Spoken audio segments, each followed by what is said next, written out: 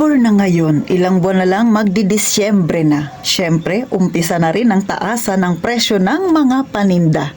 Ikaw tindera ka, dapat nga bang magtaas ka na rin ura-urada dahil lang nagtaas ng medyo hindi naman kataasan kundi saktong-sakto lang yung isang produkto, itataas mo rin ba kaagad ang yung paninda? O yan ang ating pagchichismisan ngayon mga kasari. Bagay na bagay ito para sa mga taong mag-uumpisa ng kanilang tindahan.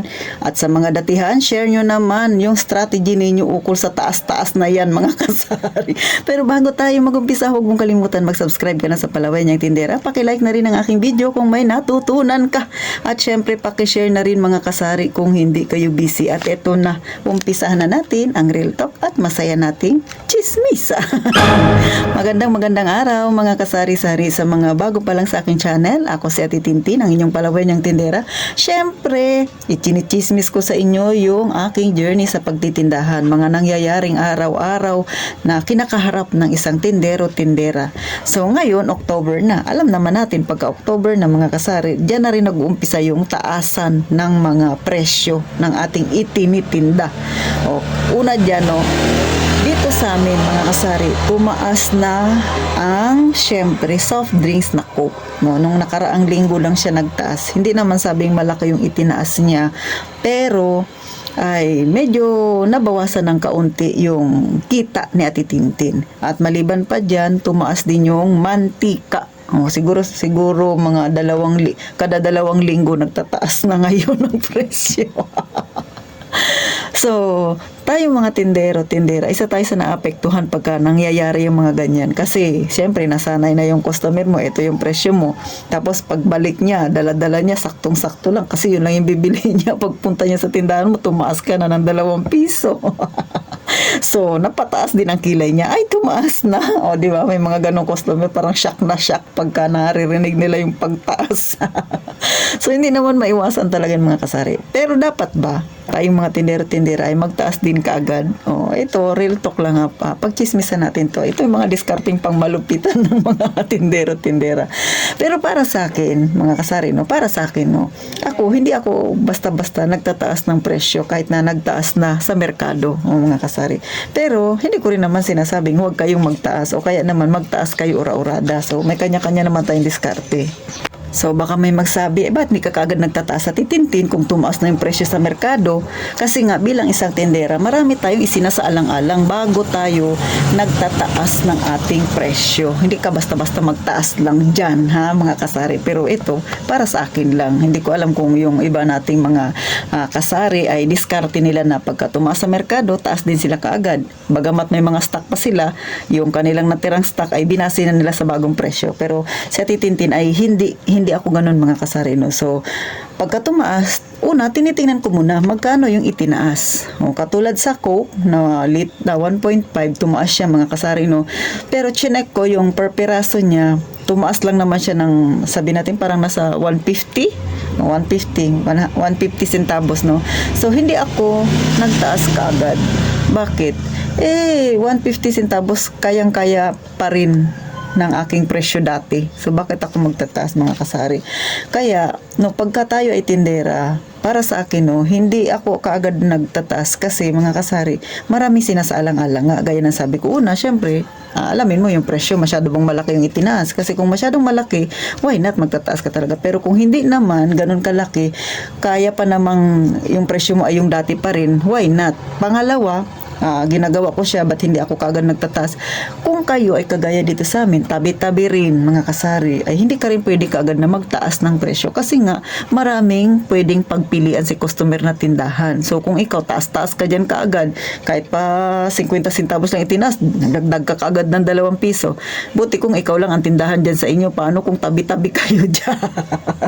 So mga kasari, mapag-iiwanan ka kasi machichismis ka ang taas-taas ng presyo doon sa kabilang tindahan. tindahan, o di ba?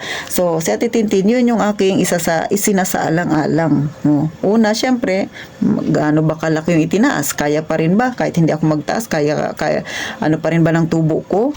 Kung sa tingin ko okay pa naman din yung tubo na tutubuin ko dun sa item na yun, kahit nagtaas siya, hindi ako magtataas. Pangalawa, yung area ko, tabi-tabi kami. And then syempre, pangatlo, yung mga customer na bibili sa'yo, mga kasari, kung sa tingin mo ay malaki naman yung nagiging benta mo or kita mo sa mga ganong item, para sa akin, why not na bakit hindi ka na mag-stick muna doon sa presyohan mo?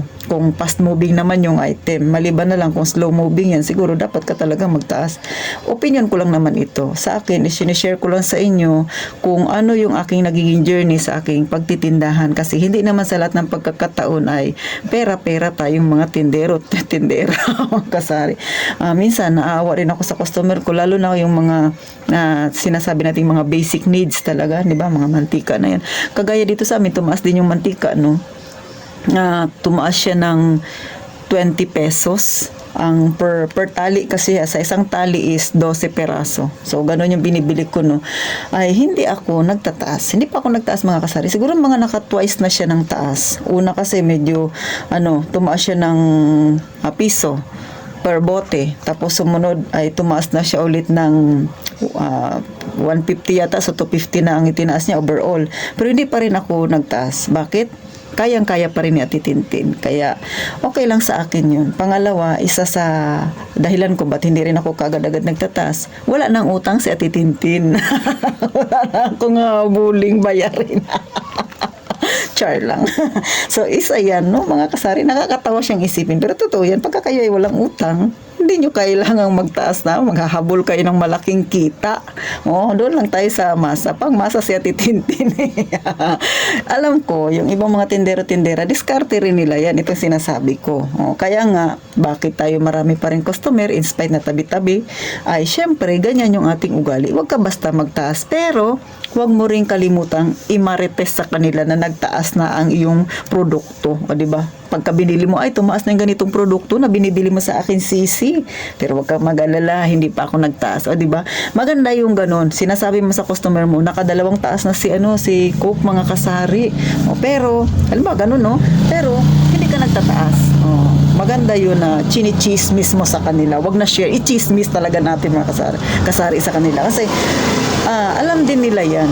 Naririnig din nila yan sa trabaho nila, di ba? Pero, alam nila na ikaw hindi ka pa nagtaas, sa'yo pa rin yan bibili. At pag nagtaas ka, hindi na sila masyasyak na nagtaas ka, mga kasari. Kasi nga, ay nakailang taas na, tapos hindi ka pa rin nagtaas. Pero hindi ibig sabihin na nakailang taas na, hindi ka magtataas. Pwede namang magtaas ka. Pero, tingnan mo rin yung area mo. At saka, dapat ka na ba talagang magtaas?